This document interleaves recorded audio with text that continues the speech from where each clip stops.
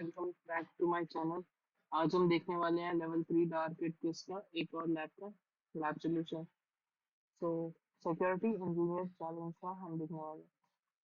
तो इसमें भी हमें चेक माय प्रोग्रेस का बटन नहीं है, इसलिए हमें इसमें भी कुछ नहीं करना। हमें सिर्फ मिनिमम 3 to 5 मिनट स्पेंड करने हैं। उसके बाद हमारा लैब ऑटोमेटिकली कंप्लीट हो जाएगा और हमें गेम भी मिल जाएगा। सो मेरे यहाँ पे 5 मिनट्स ऑलरेडी हो चुके हैं। सो अब मैं एंड लैब पे क्लिक करूंगा।